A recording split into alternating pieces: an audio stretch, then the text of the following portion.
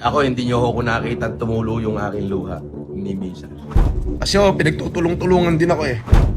Yung mga supporter nila na inuutosan nila mag-picture-picture sa akin, 3 na sapok ko.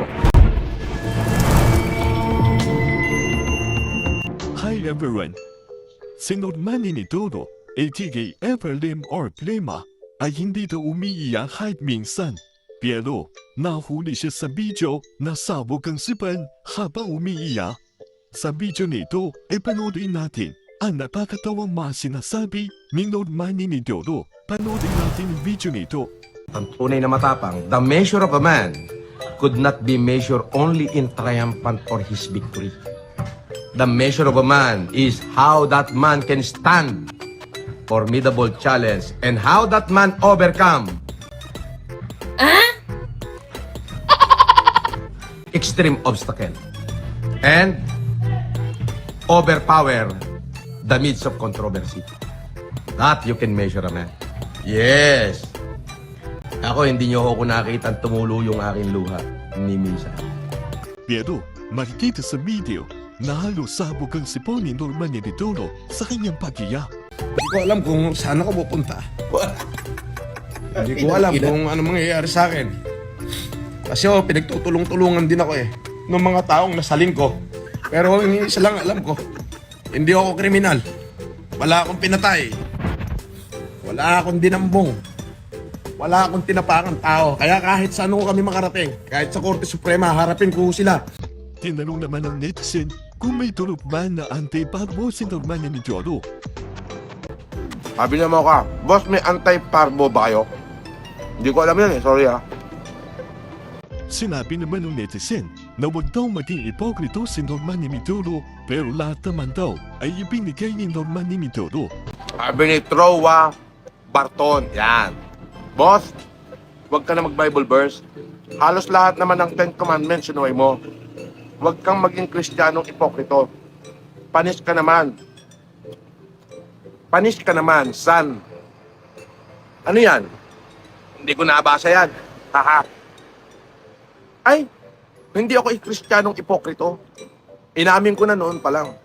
Wala ako natupad sa 10 utos. Pero may isang bagay ako na nagawa. Ano yon? Yung kaya kong ibigay lahat ng kung ano meron ako. Lahat ng kayamanang naipon ko, kaya kong ibigay sa tao. Ito yung mapaling lang na salita ni Norman Inidoro na tutulong daw pero wala naman siyang itinulong at datang nito ay upang dinlangin ang mga OFW. Sa mga gustong humingi ng tulong mula sa akin, ay gumawa lang ho kayo ng maiksing video. Sabihin nyo lang kung anong kailangan nyo. Pilitin nyo makarating sa akin yung video, yung paghingi nyo ng tulong. At kung maaari, ilagay nyo yung inyong pangalan. Boss, totoo daw po ba pinakain mo boom? Nung pandemic, halos.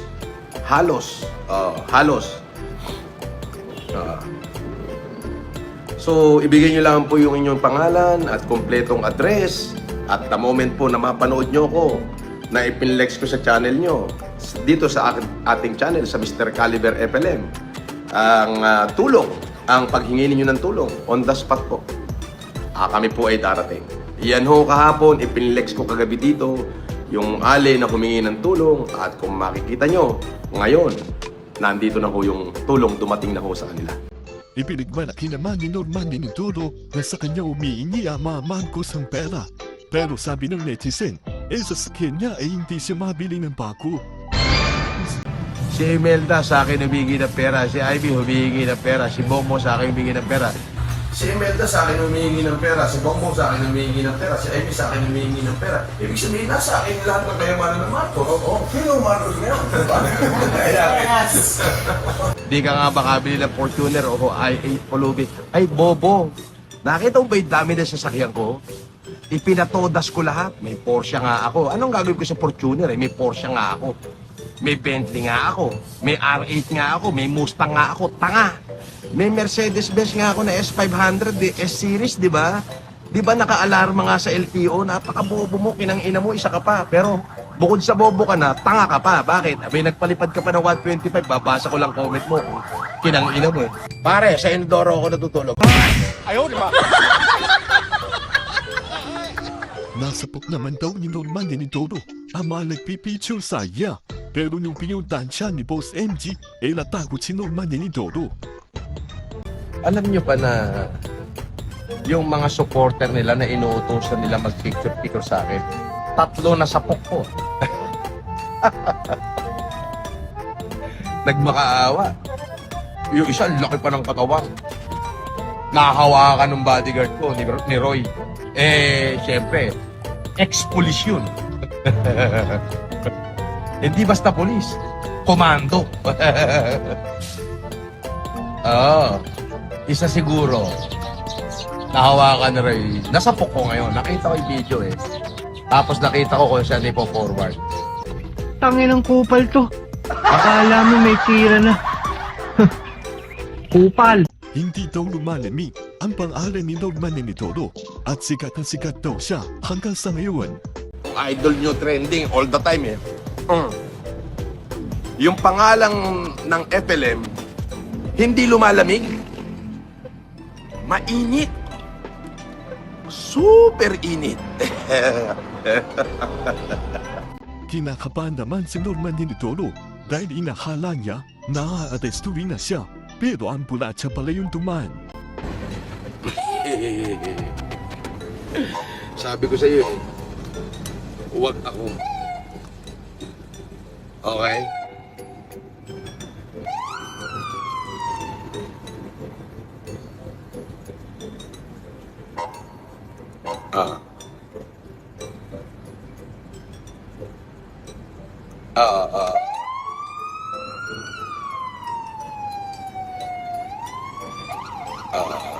Huwag ako. Nakakadiri naman itong si Norman Dinidoro dahil dumura siya ng pema sa mismong kanyang sasakyan.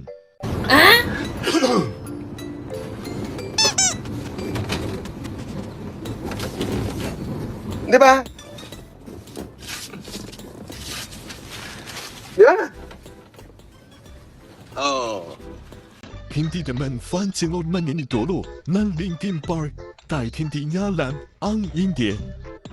Eto, may message dito. Basahin natin. Sabi niya, more power FLM. I put my trust in you. Push as far as I can go. For all this, there is only one thing you should know. Tried so hard and got so far. At yan po ang mga nakakatawang sinabi ni Norman Dinidoro. Sa totoo lang po, ay isa ako sa naniniwala sa mga sinabi ni Norman Dinidoro noong pandemic. Pero nung katagalan ay napagtanto ko na ay pinapakita ni Norman Dinidoro na pagtulong ay upang makuha niya ang loob ng mga OFW. At kapag naniwala na kay Norman Dinidoro mga OFW, ay doon niya sasabihin na tutulong siya sa mga naghihirap na Pilipino. Dahil sa kabutihan ng mga OFW ay magpapalipad sila kay Norman Dinidoro upang makatulong.